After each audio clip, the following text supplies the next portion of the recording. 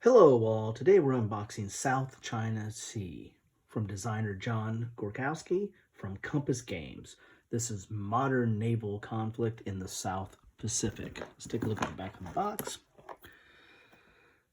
The game South China Sea offers players a space within which to explore options and alternatives for dealing with complex, multi-party maritime conflict in that region.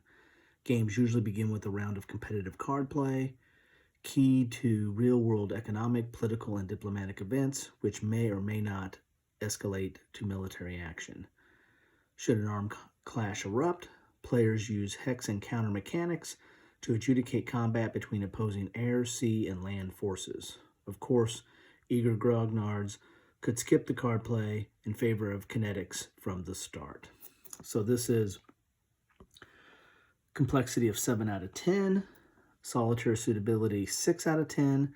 You get 390 3/4 inch counters, 2 map sheets, 39 political cards, 1 rule scenario book, 2 player aid cards, and 2 dice. Time scale is 3 to 7 hours per turn. Map scale 45 nautical miles per hex. Unit scale is aircraft squadrons, pairs of ship subs, land battalions. 2 to 3 players or solitaire. Playing time 2 to 4 hours depending on the scenario. So this is kind of reminiscent of the old Victory Games Fleet series, which I have one of those, Second Fleet, which really focused on modern naval combat. The Second Fleet focused on the North Atlantic, and I think it was like the Seventh Fleet focused on the area that would be covered in the South China Sea. So let's get in the box and see what we got in here.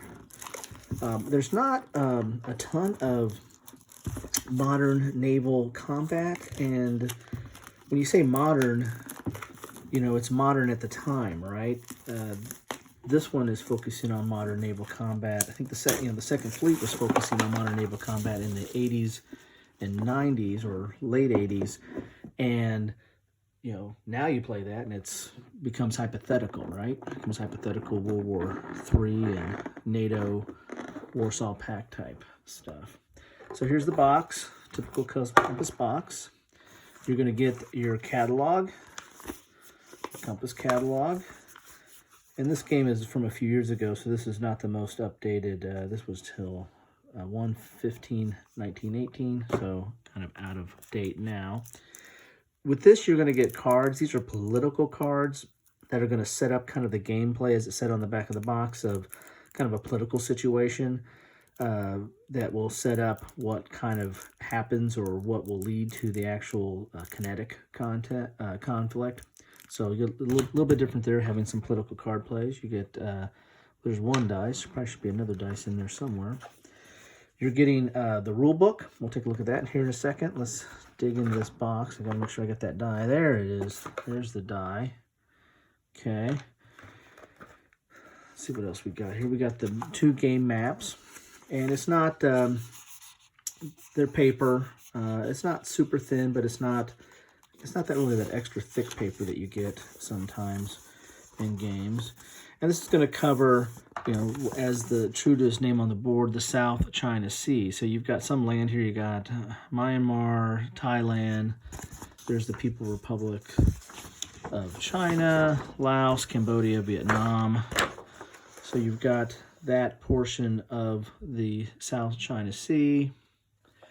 And then going over here, you're going to have Malaysia, Brunei, Indonesia, and the rest of that area of the world, in which this map is really looking like it's been taken up mostly by the Philippines. And you've got shallow and then deeper hexes, I believe there, and then I think you have even deeper hexes up here, I believe. I think there's 3 different colors, but I have not played this yet, so not entirely sure on that. You're going to get 3 counter sheets. So you see your ships here. Here's the United States ships. Here is the Philippines, and here's Vietnam. And again, this is naval focused. There's going to be some, I think, land-based units, but this is mostly naval units. There's the back of that. And then you're also going to get, here's China. And most of this is China. Then you have Malaysia down there. And then you have some markers. It's shock, loss, low. You know, I've been reading up on this a little bit. It just interests me, the system. As I said, I have Second Fleet, which is arguably one of the more complicated games out there. As I was mentioning, there's not a ton of games on modern naval warfare. You have the whole Fleet series, which was done in the 80s and I think early 90s. You had Harpoon, which was from that same era, maybe even a little bit older. You have other games by Compass, which is the Blue Water Navy, and then they're coming out with Blue Water Navy Pacific. And that really is kind of hypothetical. I think that's set in the 80s by choice, not by date of like where else Second Fleet was. It came out in the 80s and then became outdated. And then I think, I'm not entirely sure on this, but I think that Compass has actually got some of the rights to the Fleet series and might be reissuing the Fleet series. I don't know if they're really going to do anything new to it or if they're just going to reissue the Fleet series the way it was. And those are most of what is out there. I might be missing one. Well, there's Modern Naval Battles by DVG, but that's more of a card type game that's out there as well. So this is pretty interesting. The way they're doing this, I found this, as I said, Second Fleet's really complex. There's the Rising Dragons Rising or Rising Dragon series that has been done by Decision Games and some of their magazines like Modern War and the like, and World at War. I think they did like Norway. Which is it's mostly, there is some land combat, but there's a naval component to that. It's really kind of focused mostly on naval and dealing with all the different aspects of that kind of combat. So those are kind of your big systems. If I'm missing one, please put that in the comments. Here's your player aid cards. There are two. They're the same. You get two of them for each person playing. But you can see here, it lays out what the numbers on the ship, all naval games, as you're going to see. And I might do like an exploration of some of the games that I have on modern naval warfare. But they have a ton of numbers. There's just a smorgasbord of numbers on this. So you have your gun, underwater, anti-sub, anti-ground. You have your movement. You have stealth. So there's kind of a way you have to detect the the enemy before you can shoot at them. You have missile defense, and you got torpedoes. So there's a lot of numbers here, and of course the superscript numbers are the range. So you have the anti-surface and what its range is, and anti-ground. I believe what its range is, and then the bar color indicates deep, littoral, or transport. So you've got three different areas of the of where this I guess where the ship travels at, or transport, what if it can carry something. Then your aircraft, you have a whole bunch of numbers. Don't have as many as you do on the ships, but you have a certain amount of numbers here, and then your ground units. Okay, so lot of stuff going on there, but this is a nice little reference to know what these numbers mean. And I imagine after you play this a few times, you're going to know what's what and moving around there. You've got your default order. You've got your air-sea engagement sequence on this side, which is interesting. And that's something that's kind of common among modern naval games, at least the more complex one is. There's usually a complex or a set sequence of, air or air-to-air or submarines, when do they attack, or air-to-surface, or all the different types of different attacks are laid out. And here, this is no different. There's a sequence to what's there. You have your illumination radius. I think this is how far you can detect something to have combat. So that's kind of interesting, having that little chart here. And you have a move category. Here's littoral hex, here's a deep hex, which you can move, and depending on what the band is on your counter is what's going to tell you how you can move. So it's a pretty good reference. I mean, imagine those are probably between the units, the information on the units, and then the sequence and how things can move or detect stuff, I imagine will come in very handy as you're playing the game. Let's take a look at the rule book here. It's full color. It's not glossy, that's not bad. I mean, sometimes when you're having too glossy of a paper and you're trying to read, or the overhead lighting can really mess things up. But you've got full color rule book here. Here's your political terms that talks about the cards, and I don't think as it said on the back, you don't even think you have to use the cards. You can just go right to the combat setup scenario and do the combat. But this adds another layer to it if you want to kind of set up and get a feel for how do we get there. Get the context of the political nature of it. Here's the military turn context. So talking about your units and the different features of this.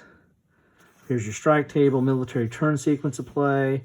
So you've got air movement, then sea movement, then LACM strike phase, air-sea combat. So you just have, you have a very sequential setup, which I believe is also set up on the player aid as well.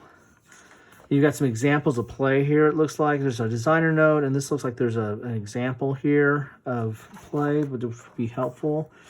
I don't think this is by seeing all those numbers, seeing all the counters, and by the nature of its modern warfare, it's going to be somewhat complex just by default. But I don't think this is overly complex. I've been watching a lot of, kind of some videos on it and reading about it, and I don't think this is as complex as the Fleet series. Of course, Fleet series is a pretty high bar. It's considered one of the more complex out there.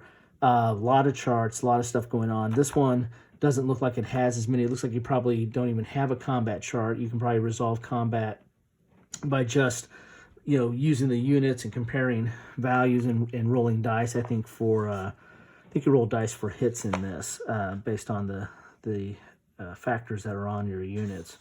Then you have an example of play here. Looks like this is a more detailed example of play, and it's in color, which is nice. So you've got a full color example here. And I like the units. I mean, they're legible. You can see the numbers on there very clearly. It's got the colors kind of pop out. So that's pretty good. So rule wise, you're looking at, well, that's what the extended example play. The example play goes to page 26. So rules wise, you're looking at 20 pages. Not too bad. 20 pages. There's an example play that goes for 6, and then your scenarios start on page 27.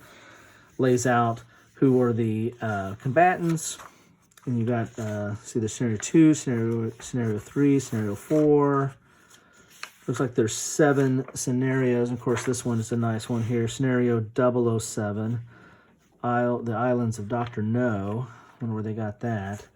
And then you also have another chart here on the back. I don't think we saw victory point. Maybe that might be on the map board, but I don't think it's on the other player aid. But the strike table, I believe, is on the I believe is the same as this player aid here as well.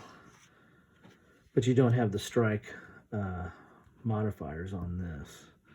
So that's what you get in the box here. I'm excited about this. I've been eyeing my second fleet and wanting to get that to the table, and thought, I'd like to maybe ease into it and try something a little bit different, a little bit easier before I do that. And so that is South China Sea. So I hope this was helpful to you. If you like it, please like. If you want to see more, please subscribe. Please give me comments. I'd like to know what you think. If you have any comments about this game, please let me know. I'd like to know what you think about this game. Good, bad, ugly, or what you would like to know about this game. I might do something a little bit more in depth exploration of this at some point. You can get a chance to see some of the counters. So they're pretty nice. So, and they're kind of flipped, I think, to prevent bleeding. So that's how they print out. And then you got your political cards and your dice. So like, subscribe, comment, let me know what you think. If you hope this was helpful to you. Thanks.